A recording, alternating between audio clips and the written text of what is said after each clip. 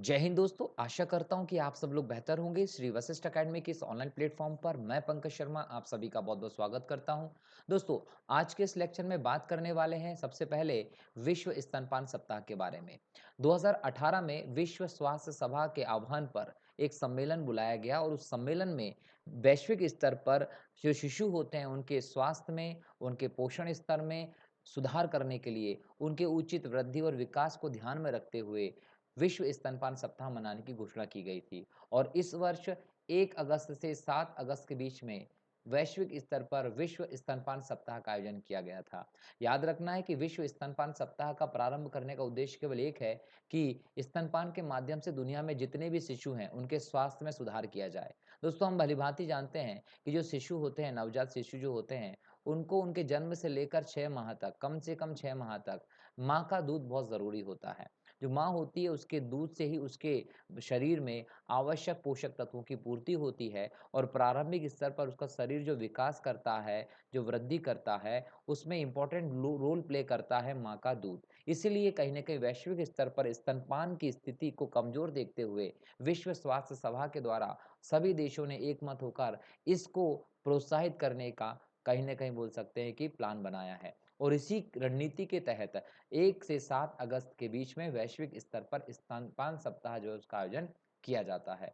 यदि बात करें दोस्तों तो याद रखिएगा स्तनपान एक ऐसी प्रक्रिया है जिसमें शिशुओं को उनकी वृद्धि और विकास के लिए आवश्यक पोषक तत्व प्रदान की जाती है। मतलब स्तनपान एक विधि है जिसके माध्यम से बच्चों को आवश्यक पोषक तत्व प्रदान करवाए जाते हैं। क्लियर? और कहीं न कहीं अगर हम वैश्विक स्तर पर एक स्थिति देखें तो याद रखिए कि विश्व में लगभग 3 में से 2 शिशु ऐसे हैं, जिन्हें 6 महीनों तक माँ का दूध या स्तनपान मिलता ही नहीं है। स्तनपान उन्हें नहीं करवाया जाता और इस स्तनपान नहीं कराने के कारण उनकी बॉडी में पोषक तत्वों की कमी हो जाती है। और जब इन पोषक तत्वों की उनके शरीर में कमी हो जाती है, तो जो बालक होता है या बालिका होती है, जो नवजात शिशु होता है, वो कहीं न कहीं स्वास्थ्य की दृष्टि से कमज़ोर होता है।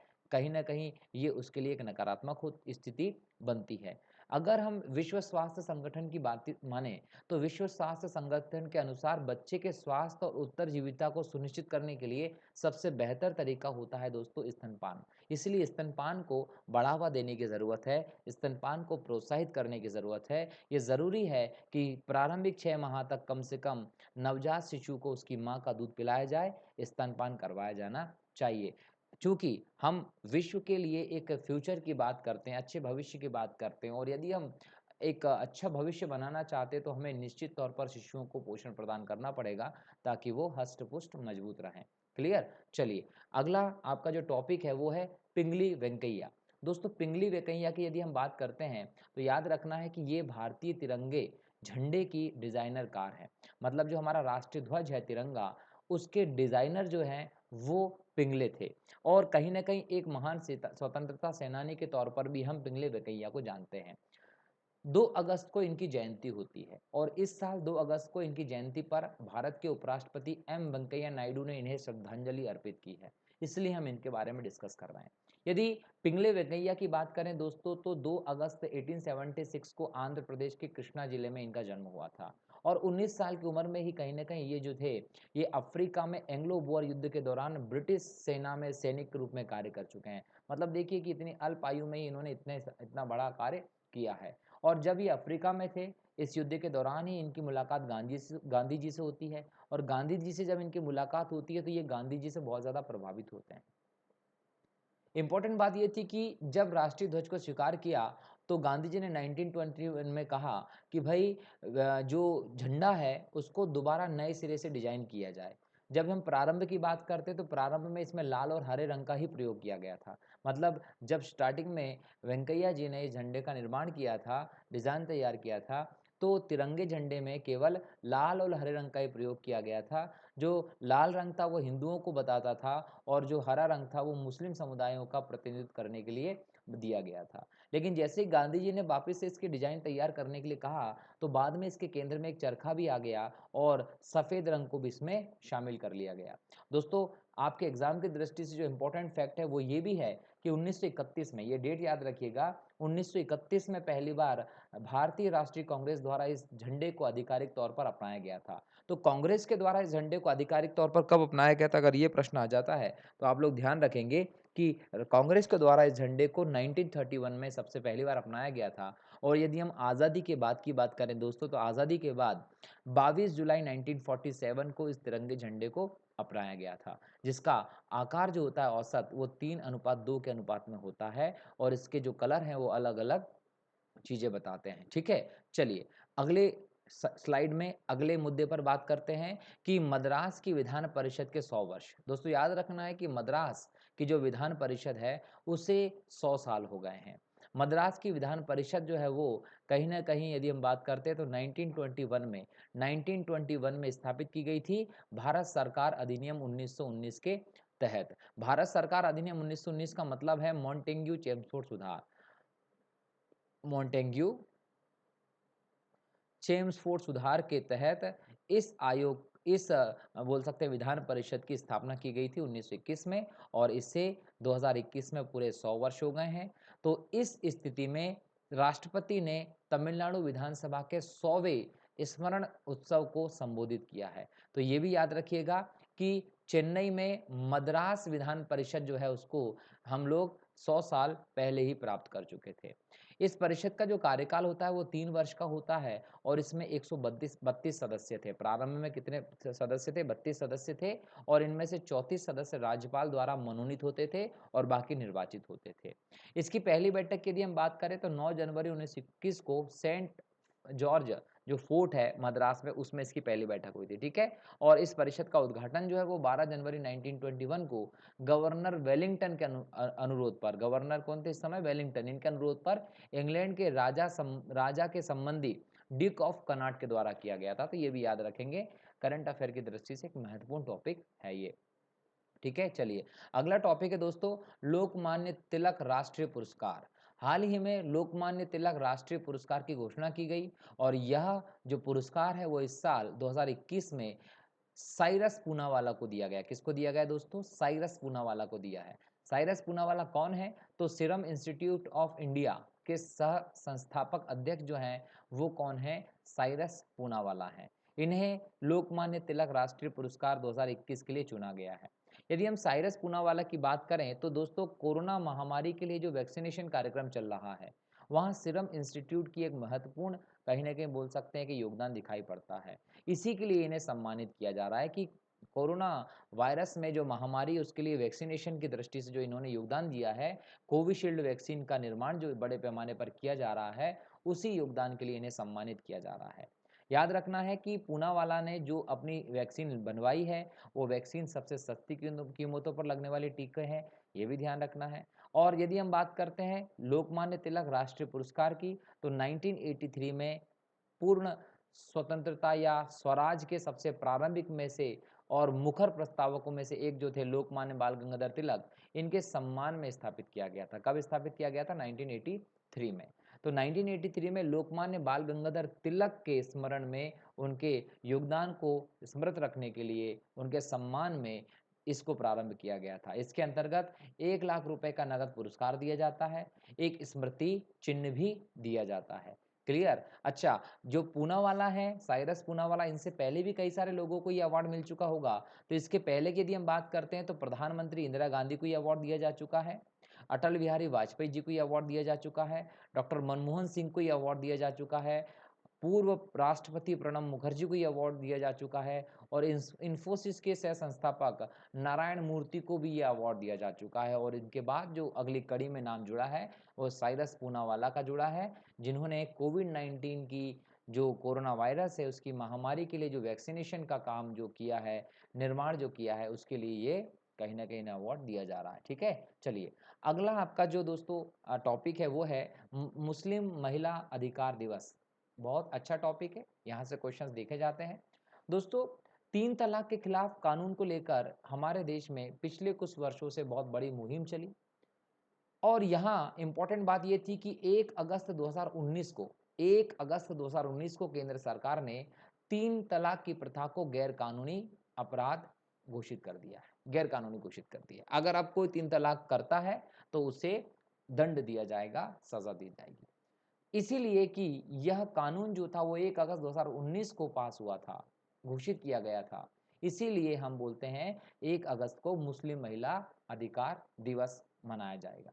क्लियर? यहाँ ये जानना बहुत ज़रूरी है कि भारत सरकार द्वारा जो कानून बनाया गया है 3 तलाक के विरुद्ध, वो 3 तलाक जैसी गंभीर सामाजिक बुराई को एक एक बोल सकते हैं कि कानून के दायरे में लेकर आई है और इसके माध्यम से उसने लैंगिक समानता सुनिश्चित करी है। तो ये लैंगिक समानता की दृष्टि से, कानून की समानता की दृष्टि से हम यदि इसे देखें तो ये भारत सरकार का बहुत बड़ा कदम है। इसके द्वारा जो मुस्लिम महिलाएं हैं, उन्हें संवैधानिक, मौलिक और लोकतांत्रिक अधिकार जो है वो बेहतर तरीके से सुलभ हो पाएंगे और उनको ये मजबूती के साथ फॉलो कर पाएंगे।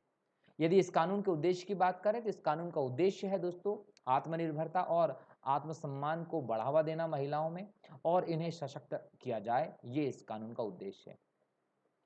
संसद ने जब इस अधिनियम को पारित किया, इस कानून के मुताबिक यदि कोई भी व्यक्ति 3 तलाक करता है तो वह एक संज्ञेय अपराध होगा और इसके लिए जुर्माने के साथ 3 वर्ष तक की सजा हो सकती है। तो दोस्तों 3 तलाक का जो मुद्दा है वो अब एक सजा के दायरे में आ गया है, कानून के दायरे में आ गया है। अगर कोई भी इस प्रकार की चीज करता है तो उसे 3 साल तक की सजा और जुर्माना हो सकता है। साथ ही साथ हम देखें तो भारत ने ही ये पहला कदम नहीं उठाया, भारत के पहले कई सारे ऐसे देश थे जिन्होंने 3 तलाक को लेकर कानून पास किया हुआ है। क्लियर? चलिए, अब यहाँ देखिए कि जब से 3 तलाक का मुद्दा हुआ है और इसे कानून के दायरे में लाए हैं, हमारे देश में 3 तलाक के मामलों में लगभग 82% की कमी आई है। कितने? 82% की 3 तलाक के मामलों में हमारे देश में कमी देखने को मिली है। इसका मतलब सिद्ध है कि ये कानून कहीं न कहीं हमारे लिए बहुत बड़ा प्रभावी हथियार साबित हुआ है 3 तलाक को रोकने के लिए, महिलाओं का उत्पीड़न को रोकने के लिए, उन्हें एक समान व्यवहार लाने के लिए, संवैधानिक अधिकार मुहैया कराने के लिए एक महत्वपूर्ण हथियार साबित हुआ है। लेकिन मिस्र दोस्तों जो है, मिस्र विश्व में ऐसा पहला देश था जिसने, एक मुस्लिम राष्ट्र था पहला जिसने 1929 में ही 3 तलाक को समाप्त कर दिया था। इसके बाद सूडान, पाकिस्तान ने 1956 में, मलेशिया ने 1969 में, बांग्लादेश ने 1972 में, इराक ने 1959 में और सीरिया ने 1953 में इस कानून पर प्रतिबंध लगा दिया था। मतलब कि हम थोड़ा सा देर हो गए, लेकिन ठीक है, हमने भी इस पर प्रतिबंध लगा दिया है और मुस्लिम महिलाओं को भी एक बेहतर तरीके से राहत प्रदान की है। अगला आपका टॉपिक है दोस्तों ऊधम सिंह। ऊधम सिंह एक महान देशभक्त, शहीद, इनके बारे में देखें क्या थे। तो दोस्तों ऊधम सिंह जो हैं, इनको यदि हम देखें तो उपराष्ट्रपति एम वेंकैया नायडू ने श्रद्धांजलि दी है। जो ऊधम सिंह हैं, इनका जन्म हुआ था 1899 में। कहाँ हुआ था? पंजाब में हुआ था। और ऊधम सिंह जो थे वो एक राजनीतिक कार्यकर्ता थे। इनका जो राजनीतिक यदि हम बात करें पार्टी, तो गदर पार्टी से जुड़े हुए थे। ये कौन सी पार्टी से जुड़े हुए थे? गदर पार्टी से जुड़े हुए थे, जो कि भारतीयों की अमेरिका में कोई एक पार्टी थी, सैन फ्रांसिस्को में। कौन सी पार्टी? गदर पार्टी। गदर पार्टी की स्थापना 1913 में सोहन सिंह भाकना के द्वारा की गई थी। किसके द्वारा की गई थी? सोहन सिंह भाकना के द्वारा की गई थी। ये विदेशों में रहकर क्रांतिकारी गतिविधियों को बढ़ावा देने का काम कर रहे थे, जागरूकता फैलाने का काम कर रहे थे, क्रांतिकारी विचारों को फैलाने का काम कर रहे थे। कौन? सोहन सिंह भाकना जी। यदि हम बात करें तो कैलिफोर्निया स्थित यह दल जो है वो अंग्रेजों को भारत से बाहर निकालने के लिए प्रतिबद्ध था और इसके लिए प्रयास भी कर रहा था। इस दौरान दोस्तों एक हमें बैठक देखने, कहीं ना कहीं घटना देखने को मिलती है कि 13 अप्रैल 1919 को जलियांवाला बाग कांड हो जाता है। एक्चुअल में हुआ यह था कि 19 मार्च 1919 को एक कानून पास किया था जिसको हम बोलते हैं रॉलेट एक्ट, जिसके अंतर्गत न अपील, न वकील, न दलील की बात की गई थी और इस कानून को गांधी जी ने काला कानून कह दिया था। तो रॉलेट एक्ट जो दोस्तों 1919 में आया, इसके विरोध में पूरे देश स्तर पर एक व्यापक विद्रोह हुआ और उस विरोध का जो नेतृत्व है वो अमृतसर में डॉक्टर सतपाल और किचलू के द्वारा किया जा रहा था। किसके द्वारा किया जा रहा था? डॉक्टर सतपाल और किचलू के द्वारा। और इस दौरान यदि हम बात करते हैं तो 13 अप्रैल 1919 को ही डॉक्टर सतपाल और किचलू जब गिरफ्तार हो गए तो वहां के लोगों ने जल्ली नामक एक व्यक्ति के बाग को, जिसमें जलियांवाला बाग कहते थे, इसमें एक शांतिपूर्ण बैठक बुलाई और यहाँ शांतिपूर्ण जो बैठक थी, इस पर ब्रिगेडियर जनरल रेनिनॉल्ड डायर ने, याद रखिएगा जनरल डायर, आप नॉर्मली नाम याद रख सकते हैं, इसने एक आदेश दे दिया जिसके माध्यम से हजारों निहत्थे लोगों पर, पुरुषों पर, महिलाओं पर, बच्चों पर गोलियां चला दी गई। और डायर के इस आदेश पर जो गोलियां चलाई गई उससे हमारे देश के हजारों लोग मारे गए, जिसके कारण हम बोल सकते हैं कि इसे हम एक काला दिवस के रूप में मनाते हैं। अब यहाँ पर जनरल डायर जो था उसको ऊधम सिंह ने अपना कहीं न कहीं बोल सकते हैं और भारत का एक अपराधी घोषित किया। उन्होंने बोला कि भाई जो भी कांड हुआ था जलियांवाला उसके पीछे जो अपराधी था वो जनरल डायर था। ऊधम सिंह ने जनरल डायर को अपराधी माना और मौका देखने के बाद 13 मार्च 1940 को, याद रखना है 13 मार्च 1940 को मौका देखकर ऊधम सिंह जी ने ईस्ट इंडिया एसोसिएशन और रॉयल सेंट्रल एशियन सोसाइटी की एक बैठक थी। ये बैठक कहाँ हो रही थी? कैक्सटन हिल पर ये बैठक हो रही थी और इस बैठक में ऊधम सिंह जी ने डायर को गोली मारकर हमारे जलियांवाला बाग हत्याकांड की जो जो घटना देखने को मिलती है उसका बदला ले लिया था। अब जैसे ही डायर को गोली मारते हैं ऊधम सिंह जी तो इनको गिरफ्तार कर लिया जाता है। गिरफ्तार करने के बाद इन्हें ब्रिक्सटन जेल भेज दिया जाता है और यहाँ पर कहीं न कहीं बोल सकते हैं कि यहाँ पर जब इनके ऊपर कार्रवाई की गई तो इन्होंने स्वयं को मोहम्मद सिंह आज़ाद के रूप में संदर्भित किया था।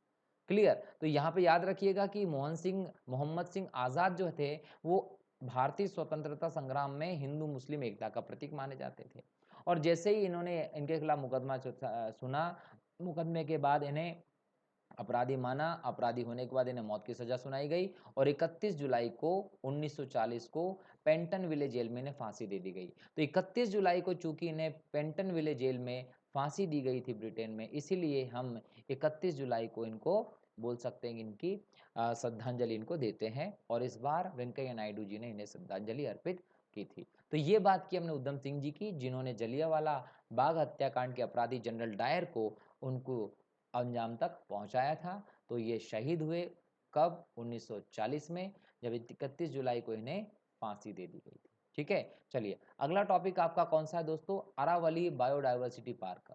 अरावली बायोडायवर्सिटी पार्क दोस्तों नई दिल्ली में है। दिल्ली के दक्षिणी हिस्से में वसंत विहार के पास में लगभग 700 एकड़ भूमि में इसको विकसित किया जा रहा है। इसको विकसित करने का सबसे बड़ा कारण है कि दिल्ली में बायोडायवर्सिटी लगभग खत्म हो गई। तो इसका उद्देश्य यह है कि जैसे ही दिल्ली में बायोडायवर्सिटी खत्म हुई है, जैव विविधता खत्म हुई है, इस जैव विविधता को पुनः लाने के लिए इस पार्क की स्थापना की गई है। तो याद रखिएगा कि जो अरावली बायोडायवर्सिटी पार्क है, अरावली जैव विविधता पार्क है, इसकी स्थापना दिल्ली में जैव विविधता को वापस लाने के लिए की गई थी। इसके साथ ही एक इसका उद्देश्य है कि छात्रों के बीच में प्रकृति शिक्षा को बढ़ावा दिया जाए, जनता के बीच पर्यावरण संबंधी जागरूकता को पैदा किया जाए, बढ़ावा दिया जाए। क्लियर? तो ये इंपॉर्टेंट चीज को ध्यान में रखते हुए इसको प्रारंभ किया गया है। क्लियर? चलिए अगला प्रश्न है दोस्तों